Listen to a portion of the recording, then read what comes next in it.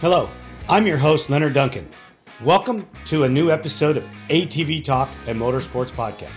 Please join us every Tuesday at 5 p.m. Pacific Standard Time.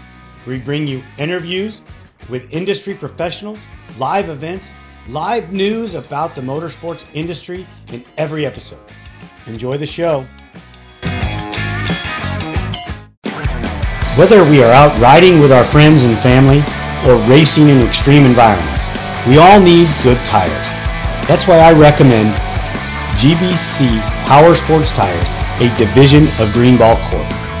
Their products, which include XC Master, Mini Master, and Groundbuster 3, are what leading professionals in the ATV-UTV industry are using. You can get your tires at greenballtires.com or find them on Instagram as GBC Tires for further inquiries. Are you looking for the best suspension technology for your sport ATV? Look no further than Elka Suspension, the industry leader in sport ATV suspension technology. With championship wins in prestigious events such as the Dakar Rally, Score, Best in the Desert, ATV MX, Cross Country, and Works, Elka Suspension has established itself as the go-to choice for athletes and enthusiasts alike. But they don't just stop at ATVs. They're constantly expanding into new markets, including UTVs, trucks, SUVs, pit bikes, snowmobiles, and more. Their commitment to innovation and quality means they're always looking to improve and adapt so you can enjoy a smooth ride wherever you go. Want to learn more about what Elka Suspension can do for you? Visit their website at elkasuspension.com or give them a call at 450-655-4855. They will always be happy to answer your questions and help you find the perfect suspension solution for your needs. Welcome to DBR Racing Products, the leader in 3D modeling and innovations. Since 2015, they have been revolutionizing the industry, starting with their groundbreaking YFZ 450R battery boxes. But they didn't stop there. They have continued to push the boundaries, constantly improving their design with each new version. In 2018, they introduced the game-changing Vortex EXO cage, specifically designed to securely hold the Vortex ECU in a safe and sturdy location. This breakthrough innovation ensures your ECU stays protected even in the toughest racing conditions. At DBR, they understand that every detail matters. That's why they also offer an array of essential products to enhance your racing experience. Their spark plug hold downs keep your engine firing at peak performance, while their LTR breather boxes ensure optimal ventilation for your machine. Their LT250 engine skid plates are a must-have for those seeking unmatched protection. Engineered to shield your engine from impacts and rough terrain, they provide the ultimate defense for your ATV. But that's not all. They've developed ProPeg mounts that allow you to use TRX 450R Nerf bars, giving you greater control and maneuverability on the track. To explore their full range of innovative products and learn more about DBR Racing, visit their website at www.dbratv.com. You can also reach them directly at 507-828-1233. Their knowledgeable team is ready to assist you with any questions or inquiries. DBR Racing Products, where innovation meets performance. Unleash the power within you. Zack Decker, welcome to ATV Talk. How are you, brother? I'm doing pretty good. How are you? Thank you for having me on. Oh, my pleasure, and thank you for taking the time. Let's just jump right into it. Gatorback wasn't the best experience. How are you, and how's your recovery coming? I'm doing good. As far as the wreck went, I'm doing pretty good. So, I mean, I could be a lot worse, I think. So for me to be able to walk and stand here and talk to you right now, I'm happy. But yeah, I mean, I have a little complication with my leg. It's called heterotopic ossification. I don't know if you've ever heard that. It's like the terms for it. But so basically what happened is when I wrecked, my leg went through the muscle instead of like piercing through the skin. So the muscle had a lot of trauma, and from that, it's actually growing bone there. Really? So it's really weird. Like actually, like if I stand up and you can actually see this bump sticking out of my leg. It's kind of odd. So What do they do about that? they have to wait a year to remove it just because they can't do any of the recovering, so the bone doesn't grow back until my actual femur grows fully, back to normal and strong and stuff. So Wow, that's crazy stuff right there. But yeah. your recovery for the most part, with the bone growing back together and your stability seems to be good.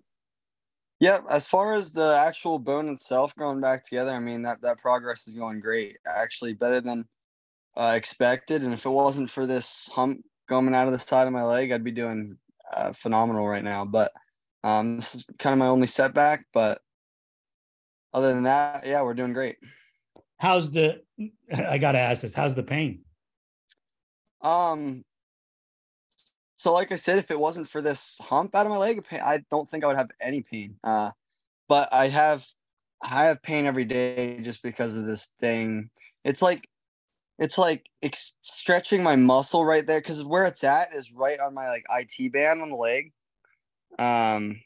So it's kind of like in a weird spot that it really stretches out my muscle, and so in the mornings and stuff, it's stiff and I can feel it. But if I get to moving and walking around throughout the day, it gets a little bit better. What kind of physical therapy do they have you on? I'm not sure what type of physical therapy they have me on, but I know that they hurt me. That's what I know. Oh, okay. Stretching, weights, anything like that?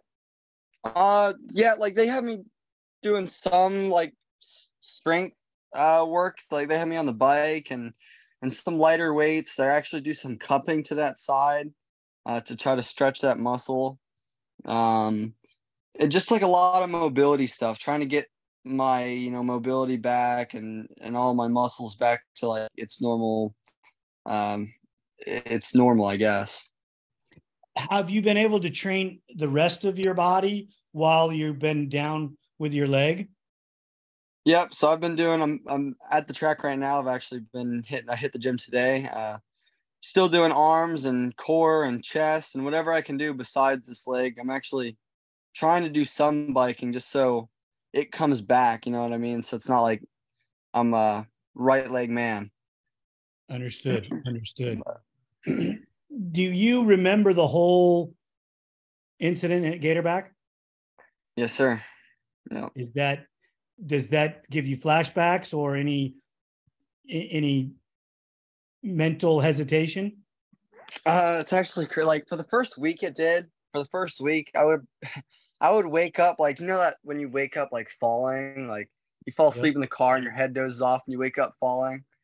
Uh, yeah, I would do that for the first week. I would literally wake up falling. It was the weirdest, scariest stuff ever. But after the first week went by and now like it's pretty much I mean I still think about it at times, but it's kind of gone out of my head now, like gone, I'm not too worried about what happened, or I feel like we got a good idea of what happened, and some yeah, not really worried about it much anymore.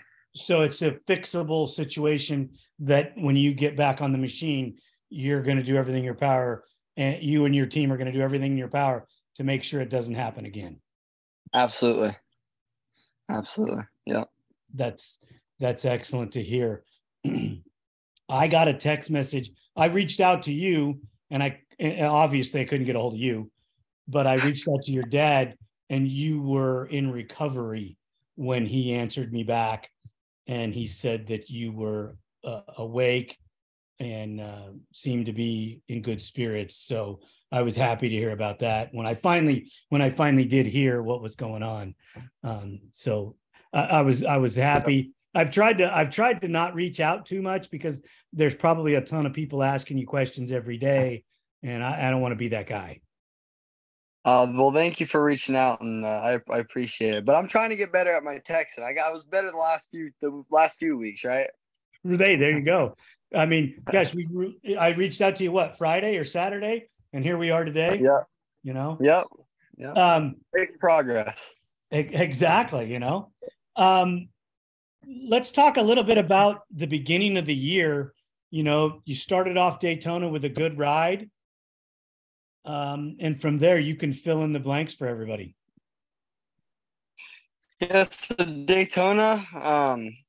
I mean, Daytona is Daytona. So, like, I came into Daytona, obviously, you know, expecting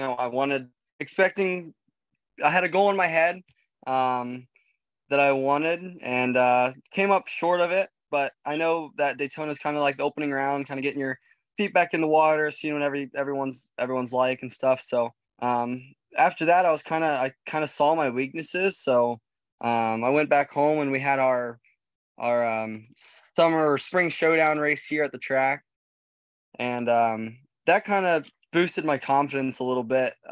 Getting second in that race it was a long race, 30-minute race, and I pulled out behind Joel, and obviously Joel gapped us all, but for me riding the way I did and getting second in that race kind of like was an eye opener for me. I was like, okay, well, I did it at my track. Yes, it's my track, but that doesn't mean I can't do it everywhere else. So that's the kind of mindset I went into Gatorback with.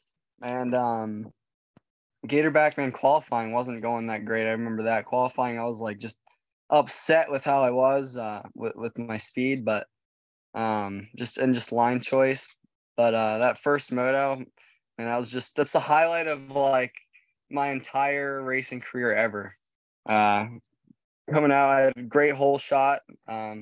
Never had really a great hole shot before in the pro class. So came out there and I was like, man, this is time. I'm in top 3 right now. I mean, if I fade back now, it's on me. Like, I know I gotta go back to the dang track and put in work. Like, it's all on me. So yeah, I was out there and I was riding with those guys, and you know, for the first half of the moto, I was like, all right, when's Joel coming by? When are we gonna get past? But my pace was really comfortable. And that's what I was like, came off and I was super shocked with, is just like, not one time that first moto I felt like I was pushing over my limit or over my head. I was super, super controlled and comfortable with that pace. And yeah, I finished that moto in third. Went towards that second moto at Gatorback, man. My head's at this point, it's like I have so much confidence. It's like really the missing key to my program. I feel like it's what I was missing on. And yeah, it came into that second moto. I got a bad hole shot that moto, but I was coming in like rolling. So I made a few quick passes. I think I made like 6 passes in the first lap. And then yeah, I was like the second jump or third jump on the second lap. Was going up right next to Logan. I was actually like, we were going up that jump side by side, and I remember letting off the throttle to scrub that jump to try to get on the ground harder than he would. You know, that was my whole goal, is all right, I'm gonna get on the ground, you know, faster than Logan does, try to make this pass right here. But as soon as I let off the gas, the bike did opposite and literally just took off faster than that thing I felt like ever went. And just, you know, you probably saw in the video, it just went straight up in the air like a ghost or something, just pushed me up. And yeah, just all I could do from there was kind of like, you know, prepare for a crash. I mean, I knew I was gonna not make it to that landing. I knew I was gonna, at that point, I knew what was gonna happen. So kind of just held the back brake all the way down until I landed. And as soon as I landed, I just collapsed. My leg, my head, everything just collapsed into the bike, and I fell off. My leg was still attached to the thing and flipped over top of me. And then that's when That's when all the goodness started. So you were up there in the video. You were very high in the air, so you had time to think about it as it came down. Yeah, that was the craziest part too. Is like it didn't seem like I had that long, but in my head it was just all in slow motion. Like I was thinking about jumping off. I was thinking about just everything possible. And you actually could probably see in the video that I almost jumped off, and I decided not to. I'm glad I didn't jump off. I think it would have ended a little worse. Yeah, could have, very, very could have, because you were so high that the impact when you jump off would have been probably catastrophic as well. Yeah, and I was just worried about my body hitting first and then my bike coming on top of me or something. I don't know. I'm glad that I think that what happened is the best outcome. So, well, that's your positive attitude is probably helping your fact that you're recovering so well, is because you are so positive. Trying to be, and I can't get anything out of being negative, right? So. Oh yeah, I mean, let's talk a little bit about Moto 1 and the fact that you are battling with guys that the year before you never really saw. Yeah. You're battling with Rastrelli and Bryce Ford for the lead, basically, whether you thought Joel was coming or not. Hey, you were in the hunt for the Moto win. Yeah, no, that's what was like super rewarding for me. Like, I mean, during the race, I was so, focused on, I'm in third, like I can do this. But after the race, finished, checkered flag went up, I was like, the whole way back to my camper from the time I finished the track, I was like, holy crap, I just did this. I just did that. Holy crap. And then it's like, it was just insane. So the coolest feeling ever, like I had tears in my eyes. I know it was only one moto, but it was just a really cool one moto experience. So I'm hoping that once I get recovered, I can get more of those and feel that feeling again. But it's definitely something. So how much does that set you into fueling your recovery to get back out there to fight with those guys again? Man, that it fuels it. That's my biggest fuel right now. I mean, after I got out of the hospital, I was just like, I couldn't even look at the track. I would cry because it would just hurt. It would hurt so bad. Like I was finally there. I felt like in my head and stuff, and just got taken at my prime time. So that was the hardest. It's the hardest part, but it's honestly more fuel to my fire. So I'm excited to get back out there and try to live up to what I just ended on. You're still young. This is your second pro season, right? Yes, sir. Oh yeah, I mean, some of those guys. Look at Chad. Look how long he's been a pro. Right. So you have a super long career to look forward to. What I want to know is what was said in the pits when you got back after Moto 1. Man, a lot of hugs and tears, and I told you can do it. And it was like, it was cool. I've never seen my dad cry in my life, and I turned around and I saw my dad crying. That was probably the best feeling ever, just to know that I finally made my dad proud. You know what I mean? Well, yeah. I mean, he put a lot of effort into you, and you were exceeding his expectation. Like we talked in the pre, when everybody started calculating the season, nobody calculated that. Right. And for all of us on the sidelines to be looking at this going, hey, we have a new player, guys. Check this out. And even with, you may not have thought your performance was that great in Daytona, that it added a dimension. Okay. Right. Zach has to be calculated. Your number changed. And then you go out there and you run for the fight for the lead and the win in Moto 1 at Gatorback. So that changed the equation again.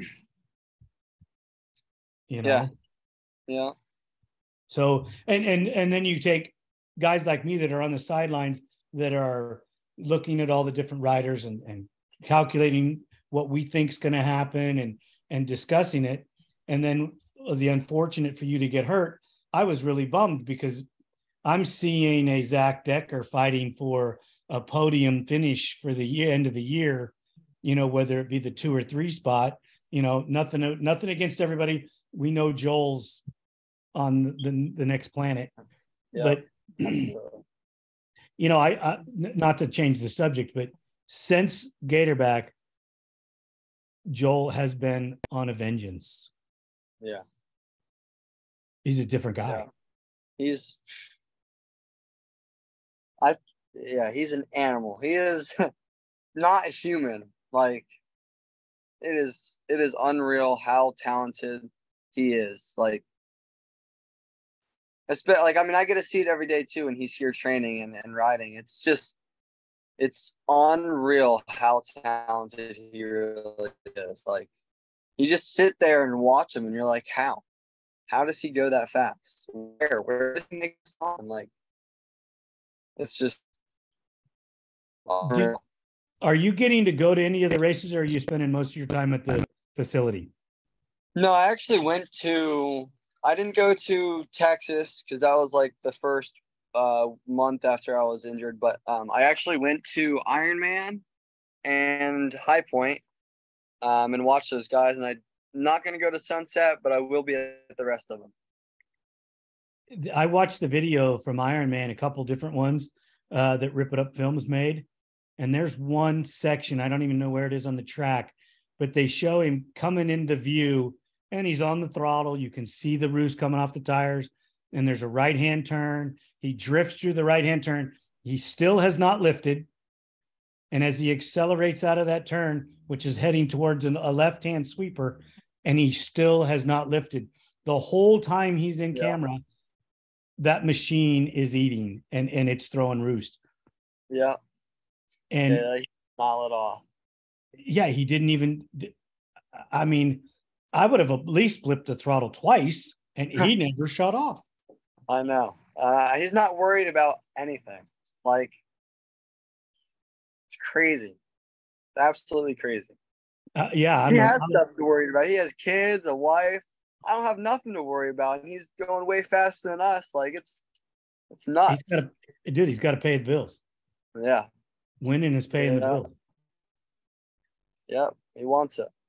Yeah, I mean, you take the desire, which you're going to know exactly what I'm talking about because you're sitting there and you can't do what you desire to do. So it's burning inside of you. That's what he feels every day, even though he gets to ride. Yeah, just to survive, to make your living. Exactly. So when you come back, based on your conditioning and how fast they'll let you ride, have they given you an indication when they're going to let you ride? 6 months from when it happened. So that would be September. How long would it take you to get back in race shape? In Daytona shape, it's going to take a while. Like, it'll take I'll start in October. It'll take a little while, probably till January, till I'm feeling back to like, all right, we can go hit a few races. But I do plan on going to a few works races this year. So. All right. That's awesome. Coming out to the West Coast. Yeah. Good training. I mean, it's good training for you. Exactly. That's what I'm going to use it for. Is just training to get me better 2-hour races. So it should get me in shape. I don't think that this year conditioning or your program was subpar at all. I think it was right on where you need to be for your development and your speed, which I don't know what you did different from last year to this year. I really don't, because I wouldn't talk to you that much, but whatever it is, keep doing it. Yeah, thank you. I appreciate it. It changed quite a few things this year. So, and big thing was was my nutrition and working out. So I'm using How much? Go ahead. Finish, please. On the box nutrition, Brandon Hoag's nutrition. Seems like it's working pretty good for me. So how much of that with his program did it develop or change your mental outlook on the game? Definitely a lot. Like when you know that you put in the work going into a race, your mentality of you show up on the line and you're like, okay, I don't think any of these other guys worked this hard. You know what I mean? It's just, you know that you did everything that you could do going into that race, and that's the biggest thing. So like whether it's his training or me not cheating myself, whatever it is, but it's just a mixture of both of those. It's really helped my mentality, at least. How old are you again? 23? 19. See what I know, right? So for a 19-year-old kid from 18 to 19, the growth right there is huge. Yeah, absolutely. Yeah. Did anybody other than Brandon have anything to do with that? Did anybody say anything to you or insinuate something that caused you to just flip the switch and change your game? Mainly myself. Like I last year I honestly like cheated myself more than I'd like to. And I mean that was just a straight honest answer. Like I just cheated, and I mean when you cheat, just you get the results, and I got those results. And not cheating and doing the right things and how I should be doing it, get better results. And I truly believe in that now after this year. So I mean, yeah, just that I really think that says a lot, because do you know how hard it is for people to look in the mirror and go, I'm the reason that this didn't happen? Instead of go, my bike sputtered, or my tires were no good, or, you know, this or that. Yeah, not too many people do, but it's the difference between reality. The difference between a possible champion to never becoming a champion is that decision. The decision to put it on you. I'm the reason that I'm going to win, or I'm the reason that I'm not going to win. Yeah. I mean, and I think that's truly what, I mean, that really is what it is. I mean, look at Joel. Everyone says, man, look at Joel's bike. Look at Joel's bike. It's not Joel's bike. You could put Joel on a dang stock 450, and I think he would still come in top 3. Like, he is that talented. Exactly. And your bike and your machine, I believe, looking at what I see through the field, there are quality machines all the way back to freaking 17th place. Okay. Absolutely. I mean, all of our bikes are close to the same thing. Yep. Little differences in suspension. And coming from a background of being a guy that prepped race machines and that worked with champions, you don't hit the setup every time. Yeah. Yeah. And I remember the setup being off and the rider having the race of his life. Mm-hmm. Going out and doing things on that bike that we both knew wasn't right, and him just destroying everybody. And then rolling out there on a perfect bike, and the best he could get is third. Yeah. So, yes, Joel's mental fortitude overcomes any deficiency in the machine. Yeah. I mean, I look at it this way. He's been putting on clinics. You know, if you're paying attention and you're watching him, he's teaching us all how to do it. Not me, because I'm not going to go out there and ride anymore. So I'm talking about you guys. Why not? Because I brake a little easier than you do. And plus, if I were to go out and try to ride a moto like you, I probably wouldn't be able to ride the second moto because it would hurt too bad. And I just don't think I could hold on that long. I train, trust me, but I'm not.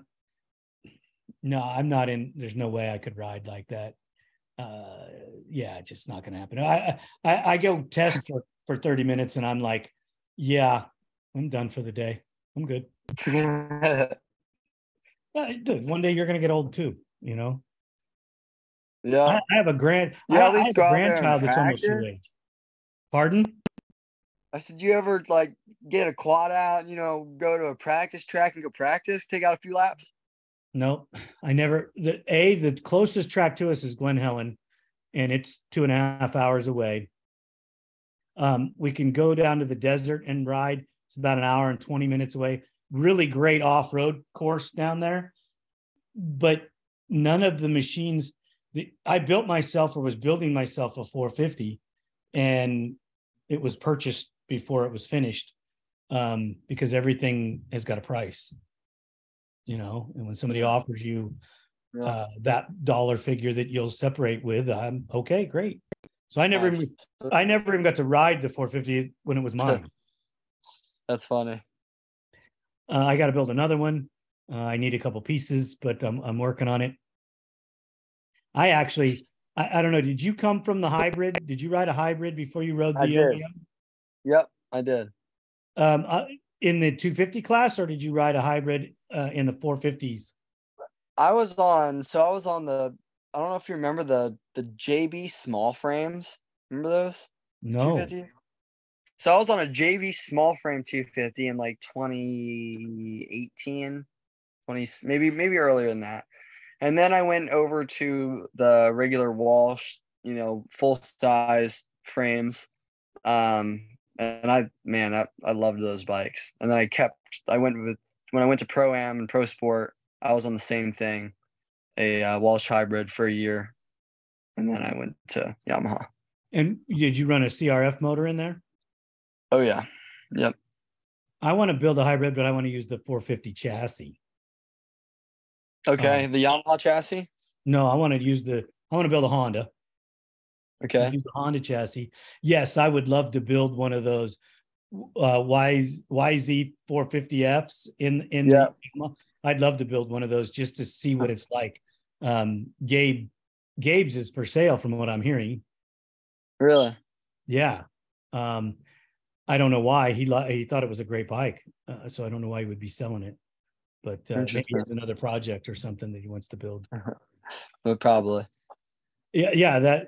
I'd love to build one of those as well, just to get the feel of it and see what it's like. And I want to use the stock chassis stuff because I think that you have more consumers that want to buy that than are going to buy a Walsh. Nothing against Walsh. He makes great stuff. Yep.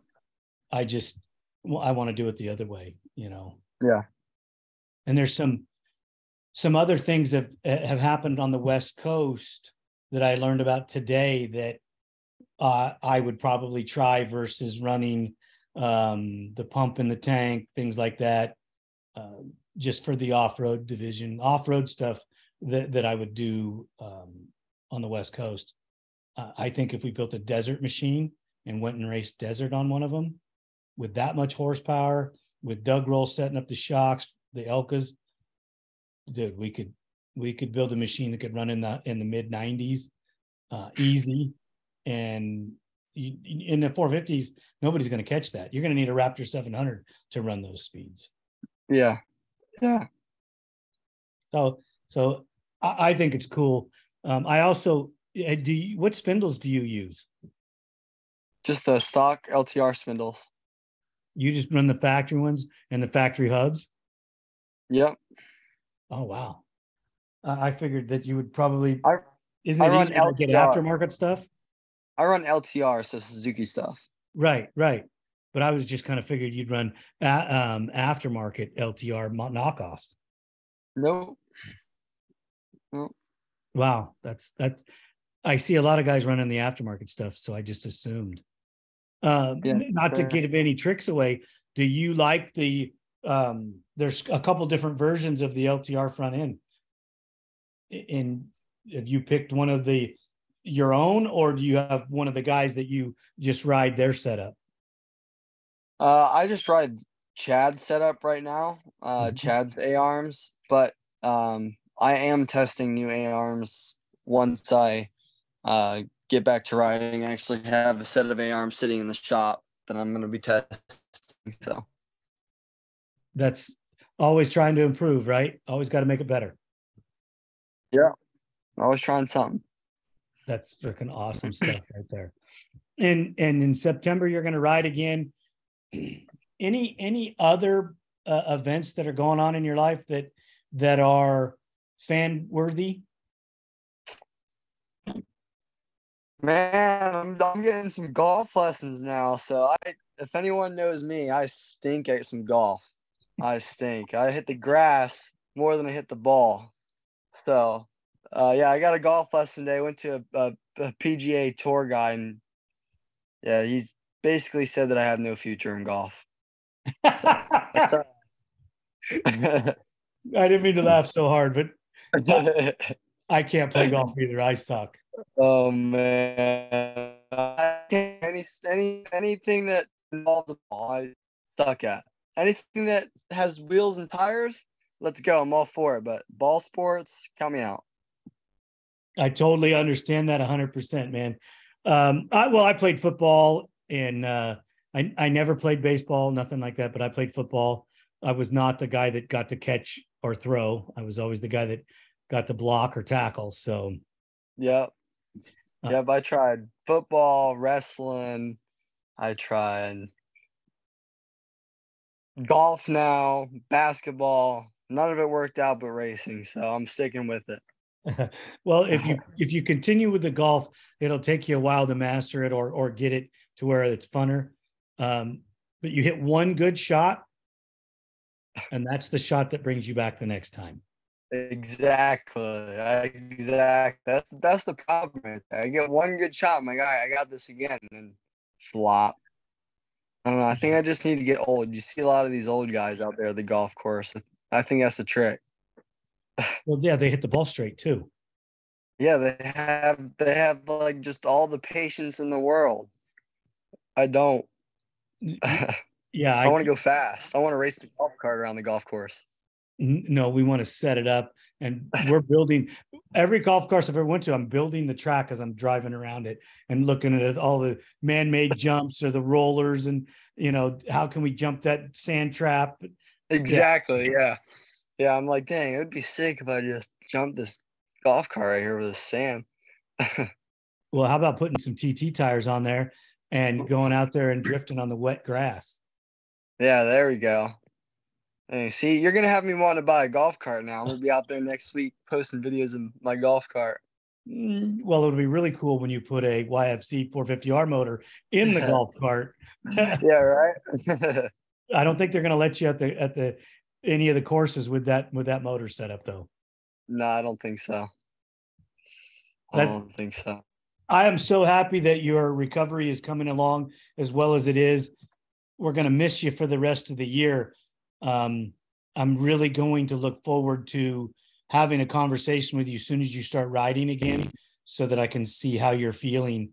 The area on your leg that you are having a problem with, will that affect you from riding, do you think? So it's on like the outer side of my leg. So I don't know. I don't think it'll bother me that much. Especially when you got all that adrenaline stuff on. But I guess time will tell on that. Once they release you and once you get into doing that kind of physical work, then you'll know if it's going to be a problem or not. Yeah. Like right now it still bothers me, like just walking sometimes and some dumb stuff. But I guess like after physical therapy, and I'm hoping that I'm gonna be able to ride like a jet ski or something like the next 2 months or month. Hoping I just don't. I don't know. I don't want my whole summer gone without me being able to do nothing. So hopefully I can get on a jet ski here soon, and I'll be able to tell then. You're not in a cast, are you? No, I'm good. I'm able to walk. That's pretty fast, isn't it? It is pretty fast. It was. That's what I mean, but I guess that's like new technology now. So. Well, they always say that getting you up and getting you moving faster is going to make you heal faster. Oh, wow. Yeah, I don't know Check that out. that, but that's that hump right there. You know what? The best thing about it is how much muscle do you think you lost? I lost a lot, I think. On both legs or just the one? I think I lost muscle honestly everywhere in my body, but that leg definitely lost a pretty good amount. By my knee especially. Well, the fortunate thing, muscle memory, it'll come back pretty quick because you're also 19 years old, and being 19, you're still basically indestructible. Yeah, that's exactly what the physical therapist said. So that's what I'm counting on. You know, you miss X amount of time working out at your age, and it doesn't affect you as much. I miss a week, and it takes 3 weeks to get back to where I was, if I can. Yeah, that stinks. Yeah. So, and muscle growth for me, I think at my age is not that bad. I mean, not as bad as I was told when I was younger. You know, I was told at 45 you start to atrophy and that you won't build muscle. Well, I'm 57 and I can build muscle. Yeah, that's good. Okay. And my brother's still thick. You know, I don't think he's ever been small from his football days. So he's still pretty thick as well. He's going to be 60 this year. So, wow. I mean, it just, it may be genetics. It just may be the fact that we're still active. But you are going to recover with muscle memory faster than you think. Yeah. I mean, that's. Yeah. I'm hoping so. They always say like they say like, you know, it's good that you're young, you know, while you're still young, your muscles grow back fast and your bones heal fast, and so I'll be all good. What did you think about Chad getting a gusset kit and then going back out and racing? Thought he was a nutcase, but hey, man, you gotta, like you said earlier, you gotta pay the bills. So I mean, if I was in that situation, I guess I would do the same thing. Well, if they would have told you 3 weeks after you broke your leg that, oh yeah, you can go race, I would be out there racing. Yeah. Oh yeah. you know, I mean, I've never physically broken my collarbone, but everybody that I've talked to, there's only one other guy that I know that's raced after a surgery like that, where they put a gusset on there to help strengthen the collarbone. And supposedly that was Ryan Dungey. Wow. There might be other people, excuse me if I don't know who you are, but yeah, I think that's ludicrous, but he's crazy. a tough dude. That's what I said. I mean, for him to get second the race he came back I was impressed. I mean, yeah, I was impressed. He led part of Moto too. I know. Yeah, I was impressed with how fast. Yeah. I don't think Joel. Yeah. I don't think Joel saw him as a threat. You know. Yeah, I don't think Joel expected him to be as fast as or come back as strong as he was. No, and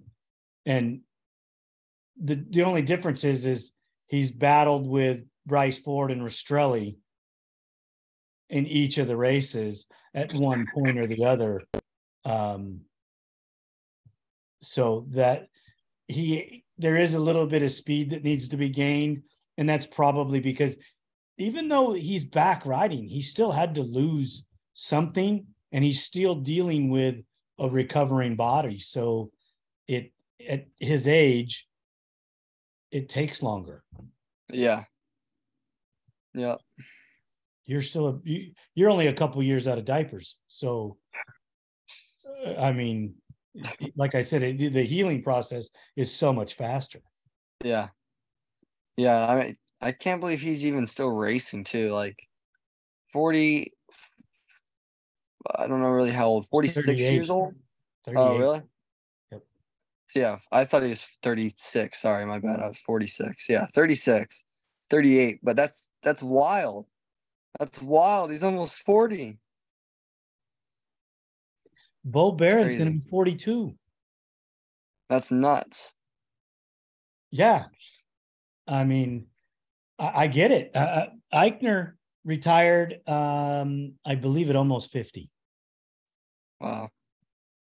You know, and he wasn't as dominant as he got, you know, past his early 40s, but still to race that long, that's incredible for the modern day machine that we're riding and what they're doing with what you guys are doing and learning about your body and how to take care of it and prolong your career.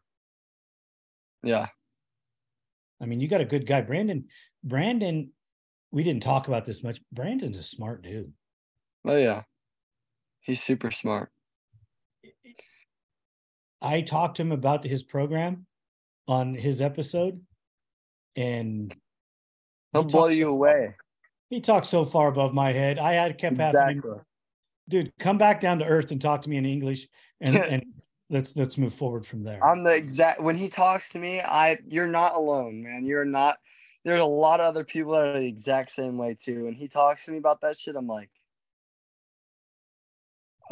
can you elaborate? I don't know what he's talking about, some of the stuff, but you hand him a blank sheet of paper and say, "Can you fill in the blanks, please?"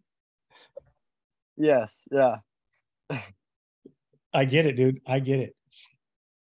Well, hey, Zach, I want to thank you so much for taking the time to, you know, give us this update. I'm going to get you posted right away. You could get me some action photos of the early portion of the year and your guys' race that was held at your facility. And somebody in my questions was asking if there's footage of that race anywhere. Is there anywhere they can go to find video on it? Yes, sir. So actually, Gloop and his crew did an awesome video. They actually recorded they recorded the whole race, the entire pro race, and it is up on YouTube. If you just type in ATV Showdown or 2023 ATV Showdown Decker Training Facility, it should pop up right there. It's like a 20-minute video, I believe. So excellent. I'm going to pass that on. That's awesome. That guy does some great work, doesn't he? He does do great work. Yes. Yeah. I have yet to meet him, but every time that we need something photo or maybe a snippet of video, he's been great with us and helped my daughter Valeria out a bunch. And I know how much he does for the industry, and I just really appreciate his skill set. Yeah, that's awesome. Yeah, he does great work. So I try to mention it as often as I can, because when somebody helps me, I want to help them. And when I was days old in the podcast thing, he was willing to provide material for us. So yeah, you can't thank that guy enough. So Rip It Up Films, everybody, you got to check that out. Anything you want to shout out before we move on? The team here at ATV-TALK would love your feedback. Please email us at hello@atvtalkpodcast.com.